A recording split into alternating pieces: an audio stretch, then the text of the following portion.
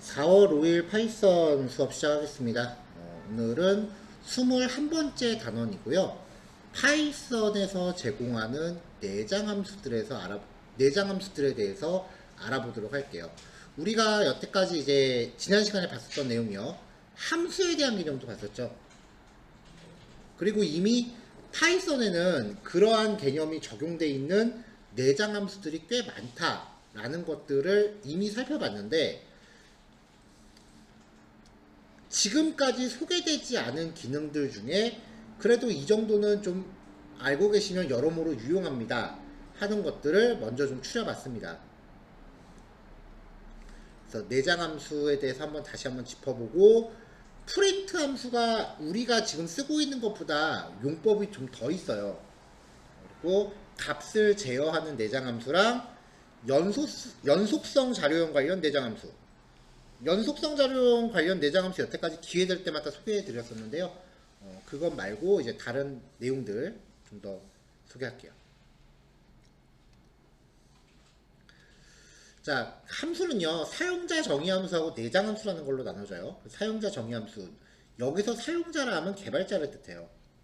파이썬이라는 언어를 사용하는 사람은 개발자죠. 그래서 개발자가 필요에 따라 직접 정의한 함수를 얘기하고요. 호출하기 전에 반드시 미리 정의되어 있어야 됩니다. 반면에 내장 함수는 개발자한테 제공될 목적으로 프로그래밍 언어 안에 처음부터 내장되어 있는 애들이에요.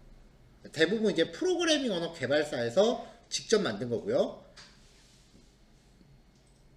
가장 보편적인 기능들만 제공하기 때문에 내가 원하는 기능이 들어있을까?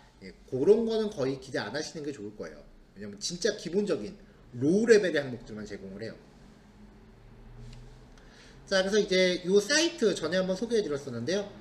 파이썬 공식 매뉴얼입니다. 가장 궁극적으로는 이제 여기서 찾아서 내용을 보실 수 있게 되는 게 가장 좋겠죠. 자, 지금까지 우리가 살펴봤었던 내장 함수들만 정리를 해봤습니다. 내장 함수입니다. 어떤 객체에 속해 있는 메서드가 아니라 그냥 독립적으로 쓰이는 명령문들이요. 프린트, 파라미터로 출력할 내용을 전달하고 리턴 값은 딱히 없어요. 파라미터로 전달한 내용을 출력하는 기능이고요. 타입, 파라미터로 모든 형태의 변수를 전달하면은 데이터 타입의 이름을 반환했죠. 인풋, 파라미터로 문자를 전달하면은 리턴 값은 키보드로 입력한 내용입니다. 그래서 파라미터로 전달된 내용을 표시하고 사용자가 입력한 내용을 반환하죠. 그 다음에 len, 파라미터로는 연속성 자료형을 전달하고요. 리턴하는 거는 파라미터로 전달된 이 데이터의 길입니다. 그래서 문자열이나 연속성 자료형의 길이라고 이제 적어놨는데, 문자열 같은 경우는 글자 수, 그 다음에 연속성 자료형 같은 경우는 원소의 개수를 반환합니다. vel, 파라미터로 어떤 변수를 전달하면요, 그 변수를 삭제합니다. sorted, 연속성 자료형을 줬을 때 리스트를 정렬해서 리턴합니다. 그래서 연속성 자료형을 주면은 걔가 순서대로 정렬된 연속성 자료형이 반환되는 거죠.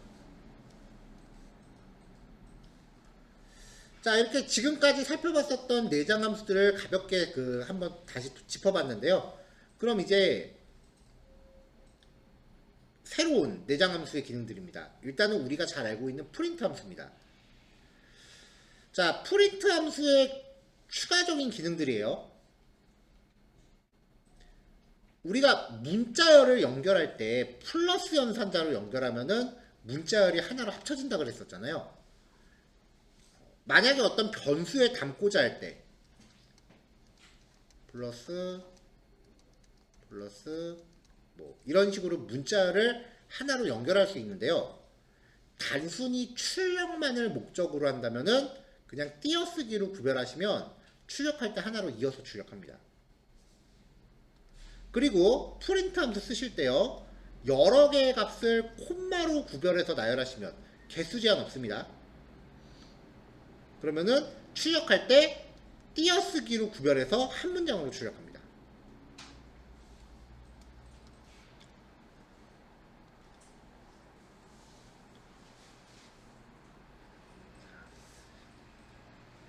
프린트 함수에 end라는 형태의 파라미터가 있는데요.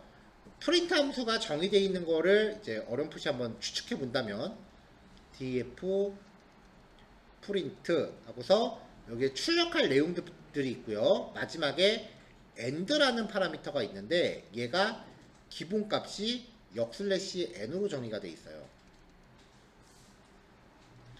그러면은 이 함수 안에서 파라미터로 전달된 내용들을 화면에 출력하고요. 그리고 마지막에 end를 출력하는 거죠.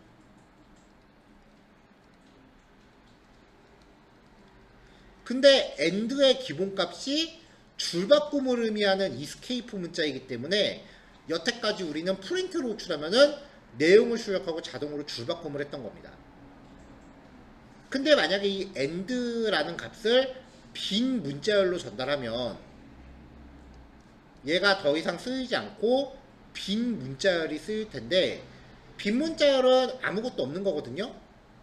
그러니까 프린트하고서 마지막에 줄바꿈을 안 하는 거예요. 라이프를 출력하고 줄바꿈 안 함. 그러면 그 다음 출력문은 옆에 나오겠죠. is 출력하고 줄바꿈 안 함. shoot 출력하고 줄바꿈 안 함. 여기 뒤에 제가 띄어쓰기 하나씩 넣어놨기 때문에 출력할 때는 공백으로 구별을 했어요. 이 end라는 파라미터를 잘 조절하면은 내가 전달한 내용들을 출력하고 마지막에 마무리를 어떻게 할지를 결정하는 거예요. 이 내용들을 지금 콤마로 구별했으니까 전부 다 띄어쓰기를 하나씩 놓고서 묶어서 출력하겠죠. 그리고 출력했으면 마지막에 이걸로 마무리를 하는 겁니다. 뭐 end의 값을 따로 조작할 일은 거의 없겠지만 빈 문자열로 써서 줄바꿈 못하게 하는 경우는 종종 있어요. 자, 프린트 함수 받고 이번엔 값을 제어하는 내장 함수들입니다. 자, 4라고 하는 함수는 제곱근 구하기예요. 2의 8제곱과 같은 결과를 가져옵니다. abs라는 함수는요, 파라미터에 대한 절대값을 구해서 반환합니다. 절대값이라는 거는 플러스가 전달되건 마이너스가 들어가건 전부 플러스 값을 갖는 거죠. A하고 B는 둘 다 100이고요. 마이너스 12.345의 절대값이라고 하면 12.345가 되겠죠.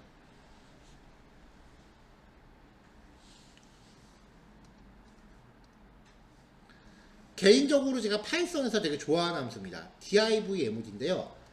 7 나누기 3이라고 하면은 이건 정수 부분의 목만 구하죠.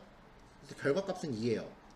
7% 3이라고 하면은 얘는 정수 부분에 대한 나머지를 구하죠. 결과가 1이에요. 이 두 가지를 튜플로 묶어서 한 번에 리턴해요. 그래서 결과가 이렇게 나옵니다. 그럼 C의 0번째는 2가 되고요. C의 1번째는 1이 되죠. 근데 지금 얘가 리턴 받는 애가 튜플이잖아요. 그럼 반환 받을 때 C로 받는 게 아니라 A, B라고 해서 구조분해해서 받으면 A가 2가 되고 B가 1이 되겠죠. 이거를 응용할게요. 자, hours가 800이고요. divmod 800을 24로 나눴습니다. 그럼 요 K에는 목하고 나머지가 들어갈 거예요. 자, 그래서 시간을 24로 나누면 며칠인지 나오잖아요. K 0번째 며칠하고 나머지는 그러고 남는 시간이겠죠. 자, 이렇게 리턴되는 게 튜플이니까 인덱스 번호를 통해서 쓸 수도 있겠지만 처음부터 아예 리턴되는 값을 이렇게 분해해서 받는다라고 하면 목과 나머지가 각각 이렇게 변수에 나눠서 저장이 됩니다. 그럼 days와 hours라고 독립적으로 각각의 변수처럼 쓸 수 있게 되겠죠. 이렇게 한 번에 계산해 주는 게 파이썬을 빼고 다른 언어에는 없어요. 그래서 이 함수는 개인적으로 제가 되게 좋아하는 함수예요. 쓸모가 많더라고요. 자, 그 다음 이제 연속성 자료형 관련 함수입니다. 리스트가 있을 때요. 맥스 최대값을 리턴합니다. 민 최소값을 리턴하고요. 썸 합계를 리턴합니다. 하지만 평균에 대한 건 없기 때문에 평균값이 필요하시면 전체 합계를 길이로 나누세요. 그럼 평균이 나오겠죠?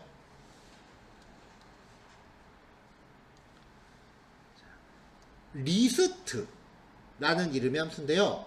파라미터로 전달한 거를 리스트로 바꿔줍니다. 문자를 전달하면은 한 글자씩 원소로 담아줘요.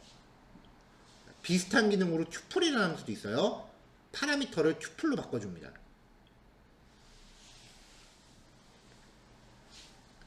튜플을 만든 다음에 리스트 함수한테 전달하면은 리스트를 튜플로 바꿔서 리턴해요. 근데 자매품으로 튜플 함수도 있거든요. 튜플을 튜플한테 주면 그냥 그대로 튜플 나오는 겁니다. 리스트 함수한테 주면은 그대로 리스트죠. 리스트를 튜플에다 주면은 리스트도 튜플로 바뀌어요. 근데 튜플은 별로 그렇게 쓸 일이 없는 기능이라서 다 주석으로 막아놨습니다. 그래서 이렇게 이제 함수가 존재하다 보니까 이제 어떤 일이 발생하냐면요. 만약에 리스트를 만드는데 변수 자체를 리스트로 썼다. 리스트는 A, B, C 이런 식으로 썼다라고 하면은 리스트라고 하는 키워드에 내가 만든 걸 넣어버린 거예요. 그러니까 더 이상 파이썬에서 제공하는 기존 내장 함수를 못 쓰게 돼요. 이거를 이제 다시 원래대로 되돌리려면은 그 주피터를 한번 재가동하셔야 돼요. 전 페이지에서 합계 같은 거 얘기했을 때도요. 맥스와 민과 썸이라고 하는 거는 전부 파이썬의 내장 함수인데 만약에 내가 썸은 0이다라고 변수를 만들면은 그때부터 이 내장 함수를 못 쓰게 돼요. 왜냐하면 썸이라는 키워드가 내가 저장한 0이라는 값을 저장하고 있기 때문에 원래의 함수가 없어지는 거죠. 그래서 변수일을 만드실 때 그 파이썬에서 제공하는 내장 기능하고 이름이 겹치면 파이썬의 기능을 못 쓰는 경우가 종종 있으니까 그런 부분은 좀 조심하셔야 됩니다. 레인지 반복문 할 때 많이 썼죠. 이 레인지는요 1부터 10 전까지 증가값이 없으니까 1씩 증가해요. 이런 규칙을 띠는 원래는 수열을 만드는 함수예요. 레인지가 이제 수열 객체예요. 이렇게 레인지 함수로 얻어낸 결과값을 리스트 함수한테 주면은 요 규칙대로 리스트를 만들어줍니다. 레인지로 리턴 받은 값을 다시 리스트한테 줘서 결과를 받을 거면 처음부터 이 K를 없애고 레인지가 이 안으로 바로 들어와도 됩니다. 그래서 보통은 이렇게 두 개의 함수를 연속적으로 쓸 수밖에 없어요.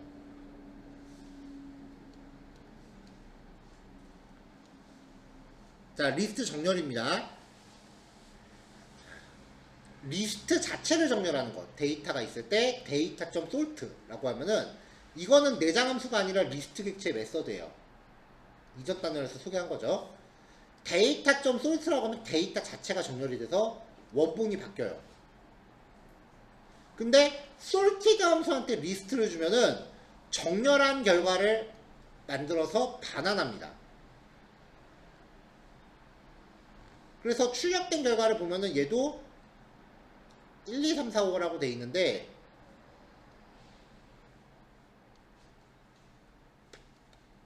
데이터 자체를 출력하는 거는 정렬이 안 돼 있죠. 차이가 뭐냐면은 리스트 객체의 sort라는 메서드는 원본 자체를 변경시키는 건데요. 내장 함수 sorted는 원본을 바꾸지 않고 복사본을 반환한다는 거예요.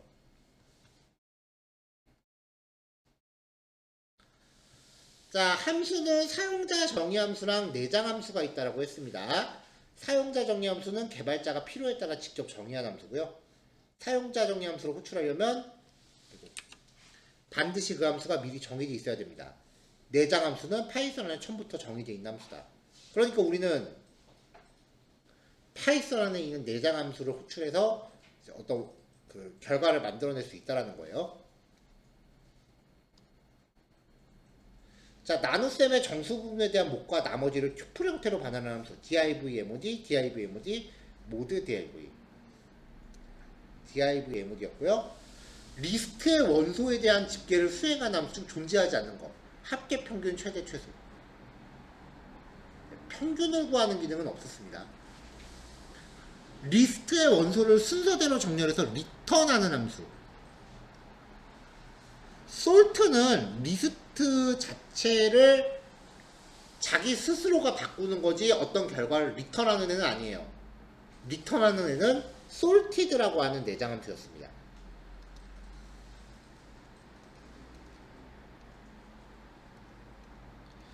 자, 내장 함수에 대해서 이제 실습 진행하시면 될 것 같아요. 지금 25분인데요. 이것도 실습 시간 25분 정도 할애하면 적당할 것 같습니다. 50분까지 실습하시고 10분 쉬었다가 8시에 이어서 하면 될 것 같아요. 네, 실습하는 동안 휴식 필요하신 분들은 편하게 왔다 갔다 하시고요. 1교시 여기까지 진행하겠습니다.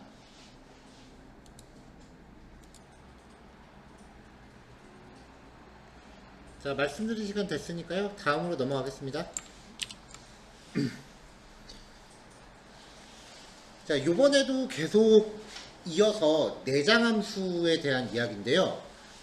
전 단원에서 봤을 때는 각각의 내장함수가 그냥 단편적인 기능이었다면 이번에 소개해드릴 내용은 몇 가지 내장함수가 엮여서 하나의 어떤 스토리라인을 만들어낸다라고 보시면 될 것 같아요. 파일 입출력입니다. 자, 파일 입출력 객체를 위한 오픈함수에 대해서 소개해드릴 거고요. 기본적인 사용 방법 다 본 후에 with라고 하는 구문을 사용한 파일 입출력을 또 소개해드릴 거예요. 오픈이라고 하는 내장 함수를 쓰면은요, 이제 파일 객체라는 거를 만들 수 있는데 이 객체가요, 파일을 저장하거나 읽을 수 있는 기능을 제공해요. 그래서 오픈 함수 호출하면서 파일 경로, 그 다음에 읽기 모드, 마지막 인코딩에 대해서 설정하면은 이제 객체가 반환됩니다. 그럼 각각의 이제 파라미터에 대해서 좀 이야기를 할 건데요. 파일 경로는 상대 경로 방식과 절대 경로 방식 두 가지가 있는데 이 두 가지 방식의 차이는 다음 페이지에서 좀 추가 설명을 할게요. 일단 여기에 지정한 파일이 존재하지 않으면 새로 생성하고요. 존재하면은 그냥 그 파일을 가져옵니다.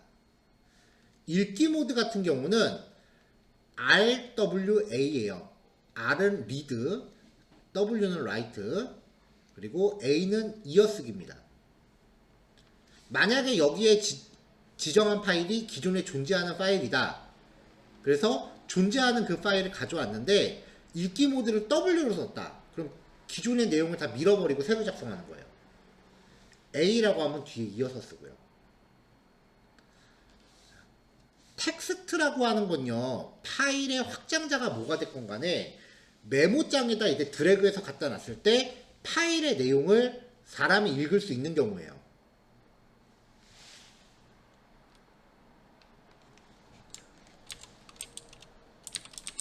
자, 윈도우 메모장을 이렇게 실행을 했을 때요,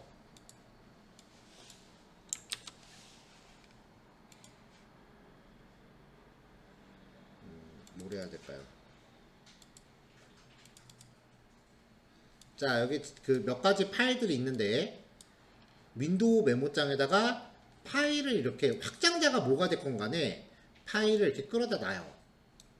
이때 안에 내용을 이렇게 읽을 수 있는 형태라고 하면은 얘는 텍스트 파일인데 딱 이렇게 갖다 놨을 때 이렇게 읽을 수 없는 내용이 전개된다라고 하면 얘는 텍스트 파일이 아니에요. 이거는 이제 이진 값으로 이루어진 바이너리 파일인 건데요. 바이너리 파일을 핸들링 할 때는 이 읽기 모드 뒤에 B가 붙습니다.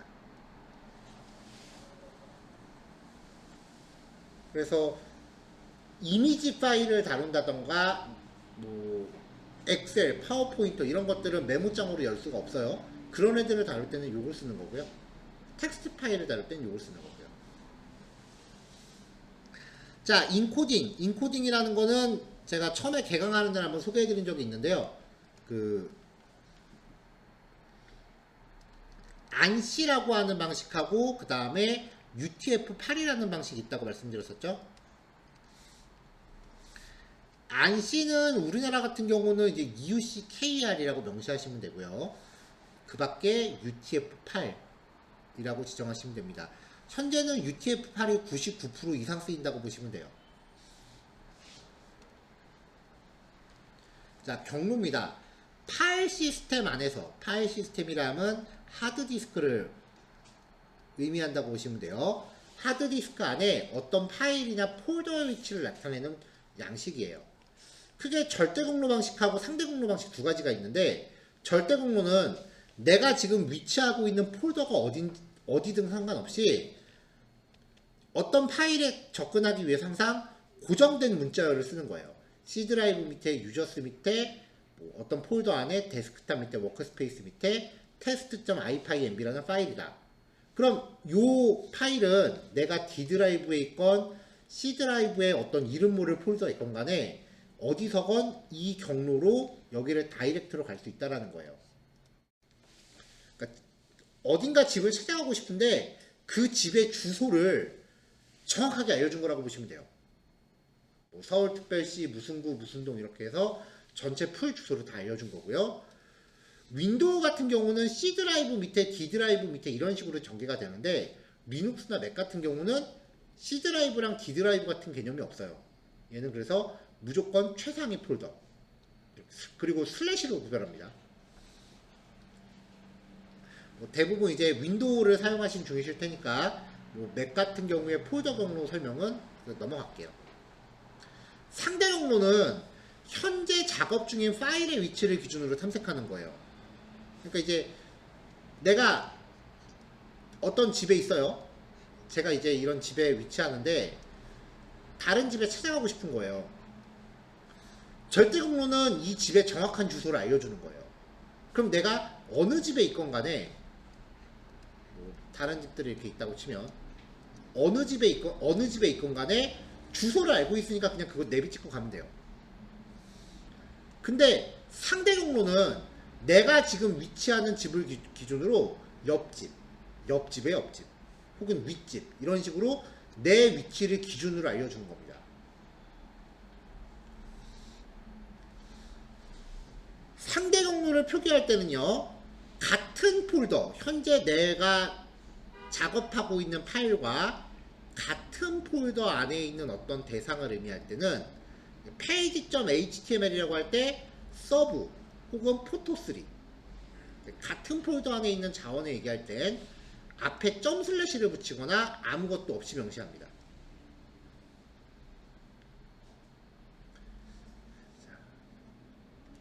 같은 경로에 있는 서브라는 폴더 안에 있는 포토사.jpg면은 폴더 안에 들어간다는 의미를 슬래시로 표기해요. 서브 밑에 슬래시 포토사.jpg. 근데 지금 제가 작업하고 있는 경로가 폴더 2 안에 있는 거죠. 자, 지금 이 page.html이 폴더 2 안에 들어있는 건데 이 폴더 2 밖으로 나가고 싶어요. 한 단계 위로 올라갈 때는 점점을 2개 표기합니다. 그럼 이제 여기까지 올라왔으니까 여기로 가거나 여기로 가는 게 가능해지겠죠? 점점 슬래시 밑에 포토1.jpg 점점 슬래시 밑에 폴더1 그 안에 포토2.jpg 그래서 점점 슬래시는 상위 폴더를 뜻해요. 이거는 많이 그 폴더를 왔다 갔다 해보셔야 돼요. 이렇게 있을 때 윈도우에서 여기 화살표 누르면 상위 폴더로 올라가요. 이게 점점 슬래시예요. 점점 슬래시 온 다음에 같은 폴더 어디로 들어가서 파일들을 접근한다. 이런 식인 겁니다.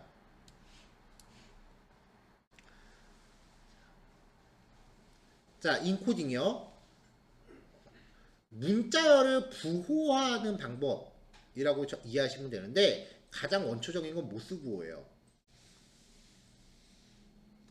근데 이제 안시, 아스키 코드라고 하는데 이 안시 방식은 미국 표준으로서 7비트로 한 글자를 표현한다고 했었죠.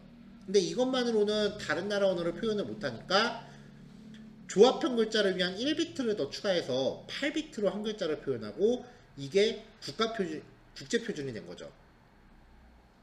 근데 이제 안시 같은 경우는 영어 플러스 1개 국어 밖에 안 되니까 EUCKR, EUCJP, EUCCH 이런 식으로 세부 종류가 나눠진다라고 했었고요.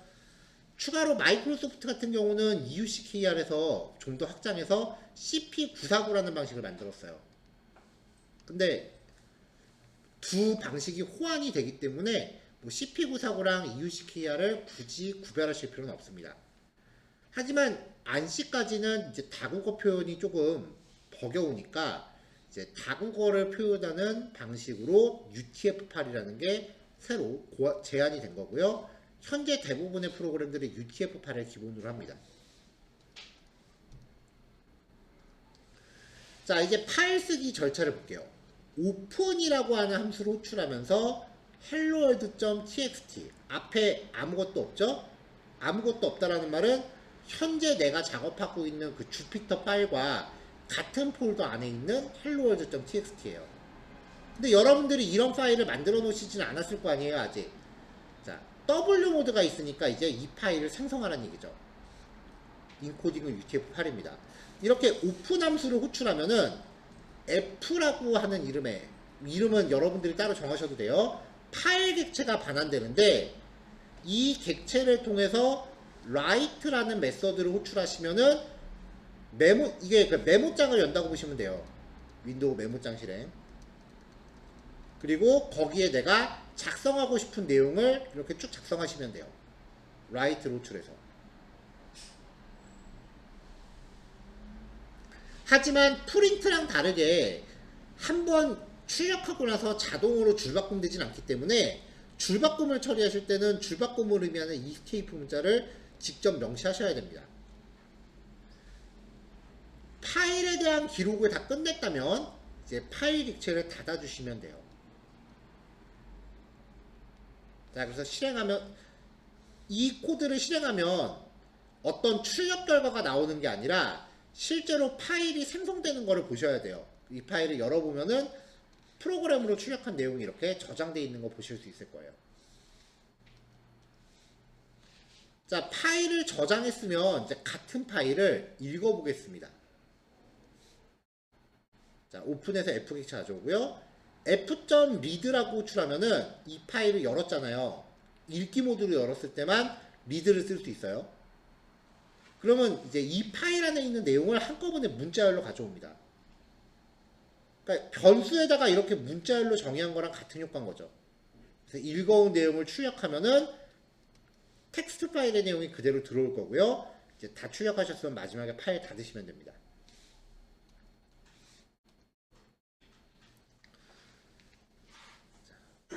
파일 객체를 사용하면 마지막에 무조건 클로즈라는 데를 넣어주셔야 돼요. 이 클로즈를 안 하게 되면 어떻게 되느냐? 파일을 만들어 놓고서 파이썬이 이 파일을 계속 잡고 있어요. 그럼 윈도우 같은 거 쓰다가 내가 폴더나 파일 같은 거 지우려고 했더니 다른 프로그램에서 사용 중이므로 삭제할 수 없습니다. 이렇게 에러 나는 경우 보신 적 있을 거예요. 그게 이 상태예요. 파일이나 폴더를 열어놓고 클로즈를 안 하면 그렇게 돼요. 그래서 이 클로즈를 마지막에 꼭 해주셔야 돼요. 자, 이번에 이제 with라고 하는 새로운 구문입니다. with문은요, 어떤 객체를 만들면서 리턴을 받는 게 아니라 뒤에 as라고 해서 받아요. 그러니까 이 오픈 함수의 결과가 리턴이 되는 게 아니라 얘한테 가는 거예요. 그리고 블록을 위해서 콜론이 들어갑니다. 그럼 이제 이 with라는 구문에 종속되어 있는 블록이죠. 오픈 함수를 통해 만든 이 f라고 하는 객체는, 이 f 객체는 with 블록 안에서만 유효합니다. 그리고 with 블록이 다 종료되고 나면 마지막에 클로즈 처리를 자동으로 수행합니다. 그래서 따로 클로즈를 호출할 필요가 없습니다. 자, 여기서 hello python.txt라는 파일을 쓰기 모드로 만들어 놓고요. 0부터 9까지 반복 돌면서 i 값 출력하고 문장 줄 바꾸면 여기서만 했으니까 이 세 개는 전부 한 줄에 출력되는 거예요. 이렇게 해서 다 하고 나서 끝나면 파일 저장이 완료됐습니다 라고 출력해요. 생성된 파일 열어보면 저장한 내용이 보이시겠죠?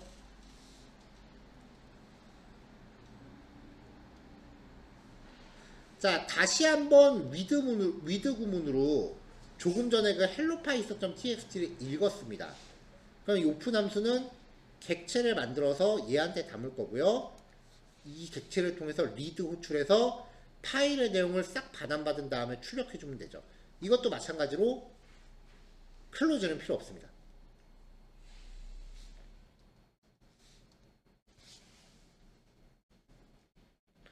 자, 이번엔 맨 처음에 작성했었던 helloworld.txt를 다시 한번 읽을게요.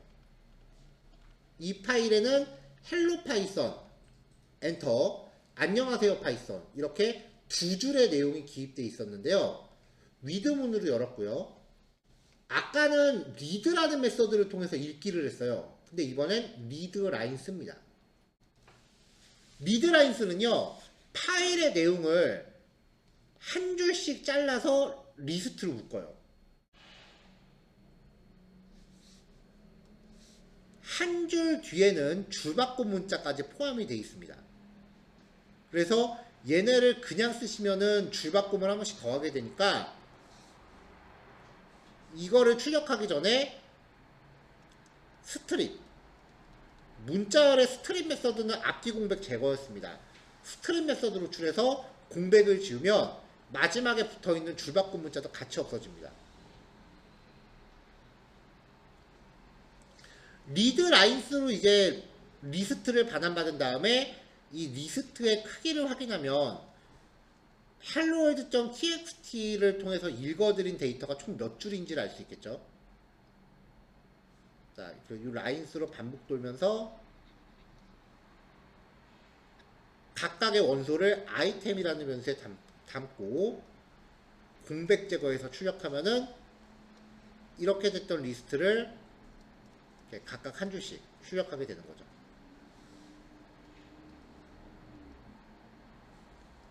자, 오픈 함수는 파일 입출력을 수행할 수 있는 객체를 반환하고요. 파일 객체는 읽기 쓰기, 이어쓰기 모드로 구별됩니다. 파일의 경우는 상대 경로와 절대 경로가 있다고 그랬고요. 경로 문자열에서 현재 폴더는 점 슬래시, 상위 폴더는 점점 슬래시입니다.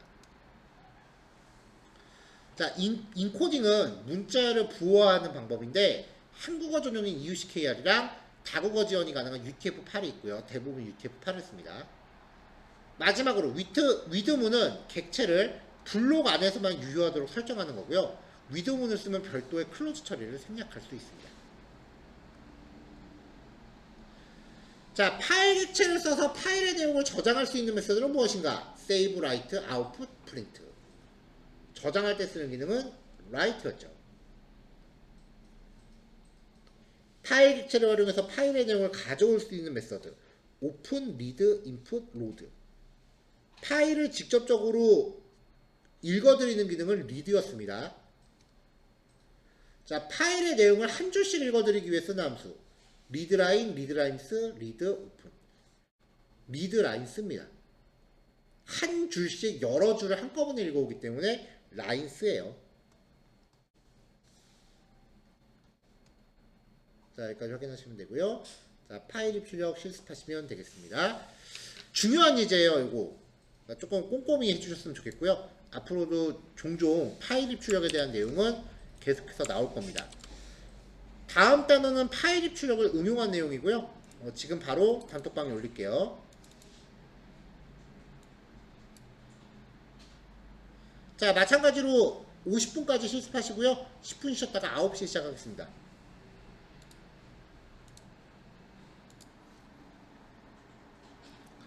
자, 다음 넘어가도록 하겠습니다. 자, 파일 입출력에 대해서 봤는데요. 이번에는 마찬가지로 파일 입출력이긴 합니다. 근데 좀 특별한 양식의 파일을 해보려고 합니다. CSV라고 하는 파일인데요. 일단 CSV 파일이 무엇인지 한번 살펴보고요. CSV 파일을 저장하는 법, 그리고 읽어오는 법에 대해서 좀 보도록 하겠습니다. 그래서 파이썬 데이터를요 CSV 형식으로 저장하거나 CSV 파일 내용을 파이썬 데이터로 변환해 볼 거예요. 자, 엑셀에서 보통 우리가 이런 식으로 표 형식의 자료를 정리하죠. 이 CSV 파일이라고 하는 건요, 이 엑셀의 내용을 굉장히 원초적으로 표현한 거예요. 각각의 엑셀의 행은 줄바꿈으로 표시하고요. 각각의 열은 콤마로 구별한 겁니다. 뭐 맘만 먹으면 메모장으로도 얼마든지 이런 파일은 만들 수가 있고요. 엑셀을 쓰시면서 다른 이름으로 저장을 할 때 파일 형식 중에 CSV로 분리라는 형식이 있습니다. 이렇게 저장하시면 CSV로 저장이 돼요.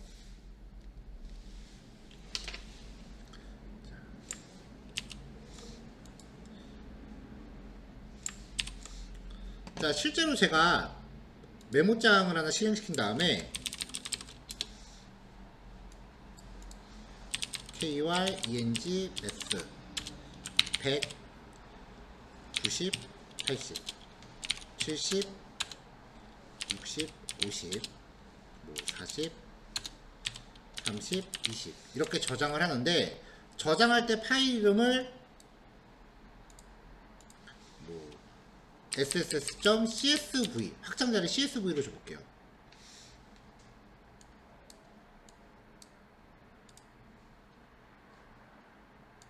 다음으로 누가지? 여기다가 저장을 하겠습니다.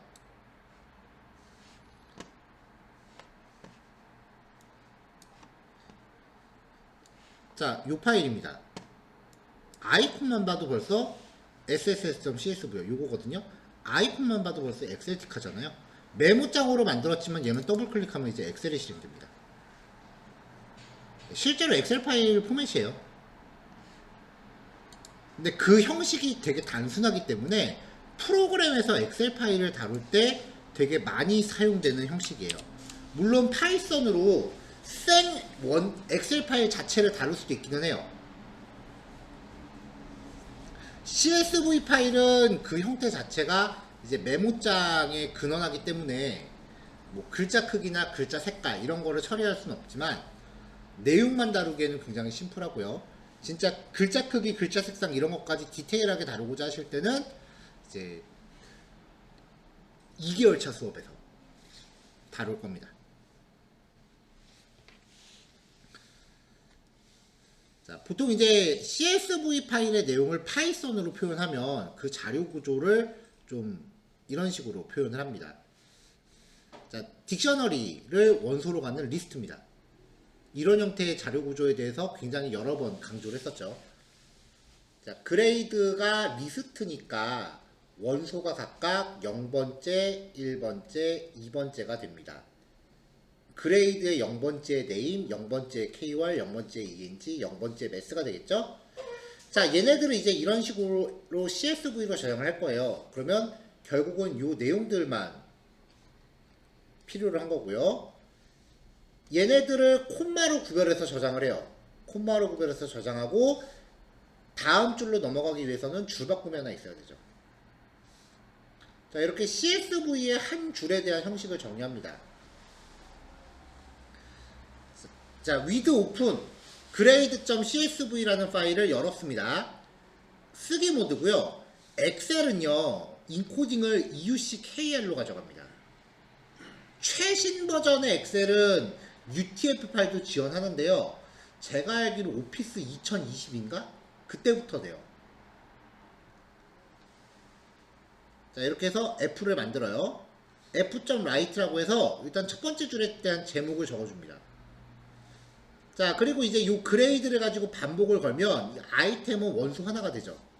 그러니까 이 한 줄이 아이템이 되는 거예요.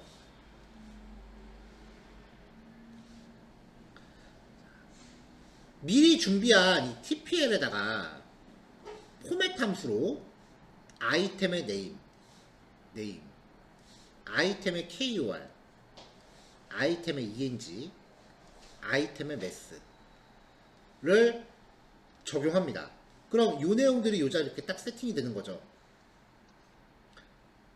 이렇게 해서 완성된 한 라인을 TMP라는 변수에 담아서 f.write로 저장을 합니다.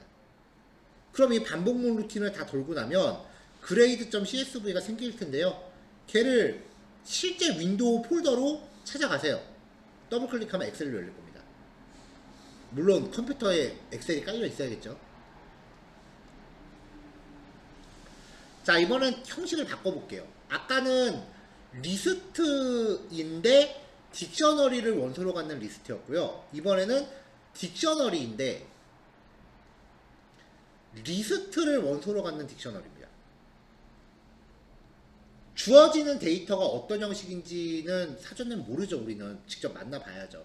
그러니까 연습할 때는 다양한 형식으로 이제 준비를 하셔야 돼요. 자, 얘 같은 경우는 이제 이렇게가 한 줄이죠. 이렇게가 또 하나고요. 자, CSV 파일을 위해서 만든 거긴 한데 이렇게 여러 개의 리스트, 이름에 대한 리스트, 국어 리스트, 영어 리스트, 수학 리스트, 과학 리스트 이렇게 여러 개의 리스트를 다뤄야 될 때는 저는 연습 문제에서도 한번 말씀드린 적이 있는데 얘네가 전부 길이가 똑같아야 돼요. 전부 다.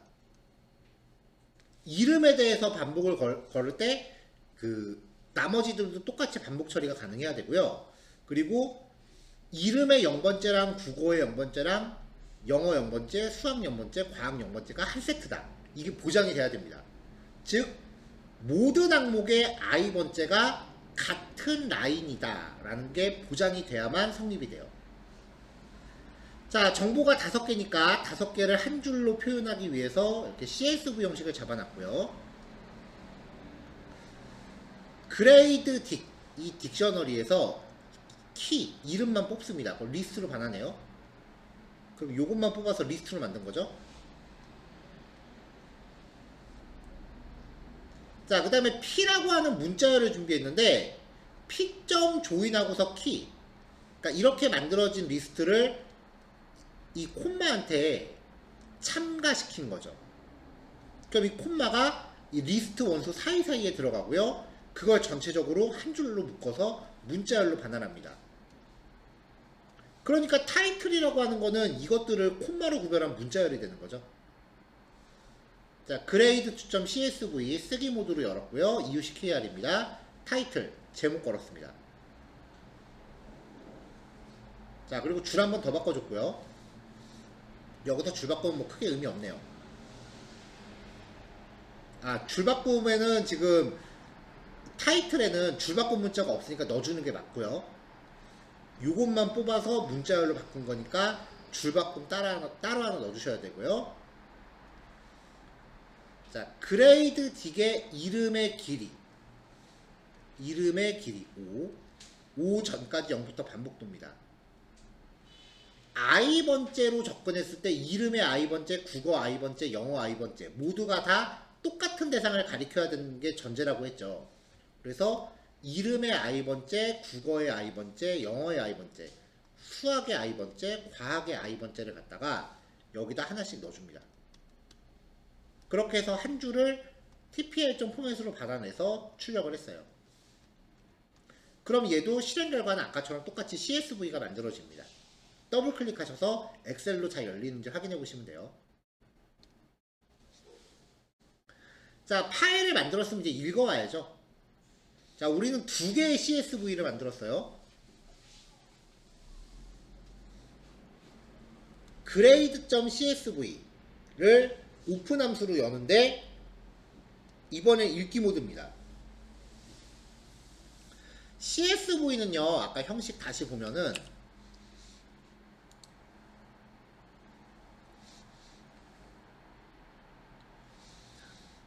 자, CSV 파일 형식은요, 먼저 행 단위로 쪼개줘야 돼요. 그리고 각각의 행마다 콤마 단위로 끊어줘야 돼요.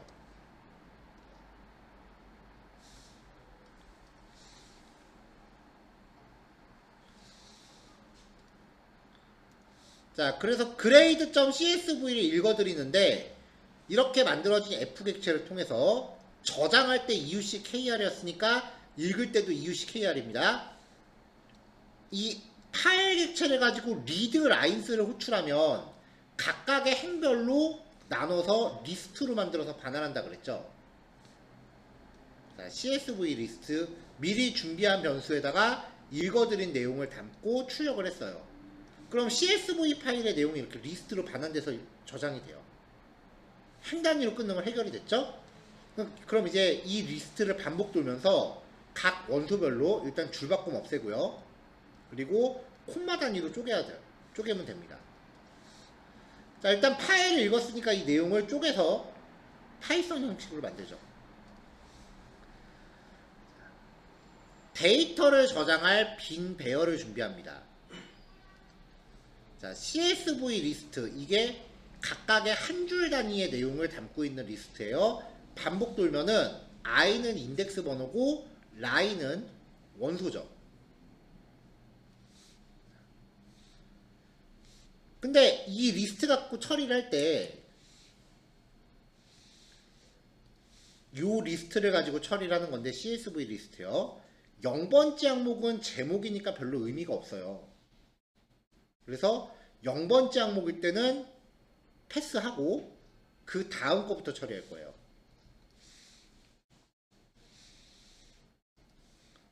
자, 그래서 인덱스 번호 i가 0이면 첫 줄이니까 continue 조건식으로 건너뛰게 합니다. 밑에 안 찍히고요. 그 다음 라인부터는 스트립 공백을 제거해서 스플릿 콤마 단위로 쪼갭니다. 라인.스트립이 스트립이 이건데 이거를 스플릿 하려면은 공백 단위로 쪼개서 리스트로 바꾸는 거죠. 자, 그럼 K의 0번째는 이름, K의 1번째는 국어, K의 2번째는 영어, K의 2번째는 수학이에요. 근데 외부에서 읽어드리는 데이터는 무조건 문자열입니다. 전부 다. 그래서 최종적으로 정수로 변환해서 딕셔너리에 세팅을 했어요. 이렇게 만들어진 딕셔너리를 미리 준비한 빈 리스트에다가 어펜드는 뒤에 원소를 추가하는 기능이었습니다. 자, 여기 나와 있는 함수들 중에 기억이 잘 안 나는 게 있으시면은 앞에 내용 좀 뒤적뒤적 하셔갖고 어떤 기능이었는지 얼른 확인을 하세요. 물론 제가 수업하면서 기능들이 뭐였습니다라고 말씀을 드리지만 직접 눈으로 확인 안 해놓고 이런 게 쌓이면 그 따라잡기가 나중에 어려워져요. 그때그때 해결하고 기억 안 나는 기능들은 그때그때 짚어보고 넘어가셔야 돼요. 예제 만들 때 안 배웠던 기능은 안 넣고 있습니다. 자, 이렇게 해서 최종 결과 확인하면은 이런 식으로 이제 파이썬 고유의 형식으로 우리가 변환된 CSV 내용을 볼 수 있는 거죠.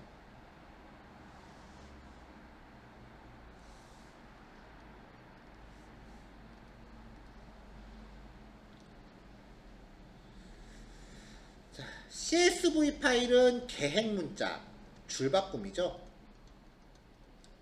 줄바꿈으로 행을 콤마로 열을 구별하는 텍스트 형식의 파일입니다. CSV 파일은 파이썬의 파일 입출력 기능을 써서 읽기랑 쓰기가 가능했고요. 그 절차를 보면은 읽어드린 CSV 파일의 내용은 리드 라인스를 메소드를 써서 먼저 행 단위로 구별하고 각 행의 문자열들을 스플릿을 써서 콤마 단위로 잘라내면은 우리가 원하는 자료 구조로 변환할 수 있다는 거예요. 파이썬으로 만약에 뭐 1.csv, 2.csv 라고 해서 반복해서 뭐 100.csv 이렇게 파일이 100개가 있다면 이거는 반복문 돌면서 파일의 이름만 i가 in range 1,101 이라고 하면 i는 요 이름에 해당하잖아요. 메모장으로 쓱 써보는 게 낫겠네요. 글자가 좀 이쁘게요. for i in range 1부터 100일까지 이렇게 하면 i는 1부터 100까지가 되죠. 여기서 with open 폼은 안에서 파일을 열어요. %d.csv 여기서 여기다가 i를 걸면은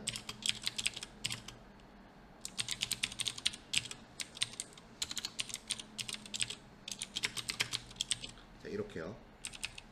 그리고 반복문 안에서 빈 리스트를 하나 준비하는 거예요. 자, 이렇게 하면 반복문 두면서 파일을 여니까 파일 100개를 다 엽니다. 자, 여기서 이제 CSV 파일의 내용을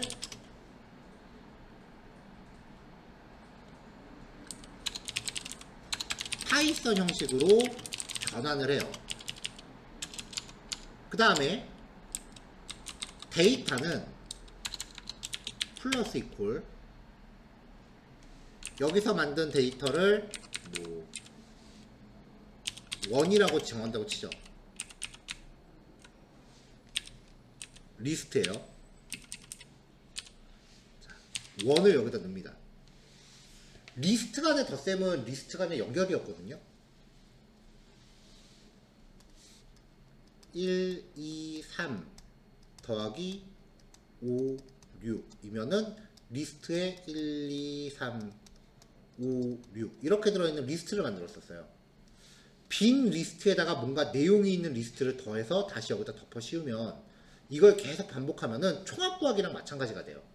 리스트를 다 결합하는 거죠. 이렇게 하면 100개의 CSV 파일을 하나의 리스트로 변환하게 되고요. 다시 여기서 데이터를 CSV로 저장하는 루틴을 넣어주면 100개의 파일을 열어서 한 개의 파일로 결합시키는 결과가 와요. 응용할 수 있는 방법은 무궁무진합니다. 그리고 실제로 사무자동화 쪽에서 굉장히 많이 쓰이는 테크닉 중에 하나예요.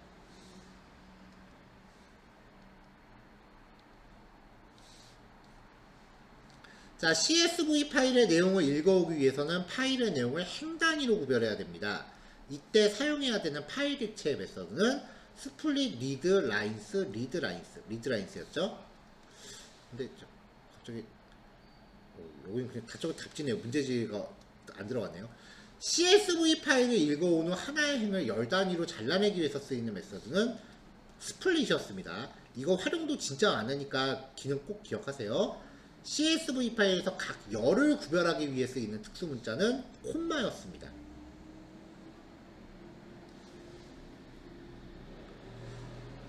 자, 앞에 두 단어는 그래도 조금 여유가 있으셨을 텐데요. 요 내용들은 예제가 좀 묵직해요.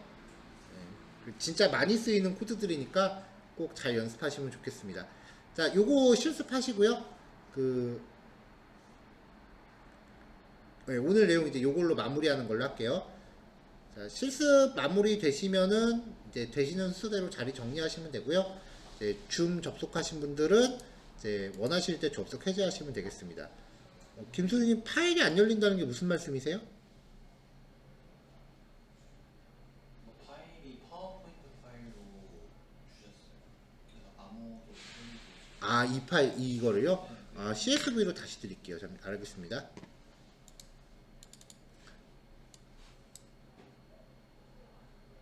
파이썬. 아, 그러네요. 제가 PPT를 드렸구나.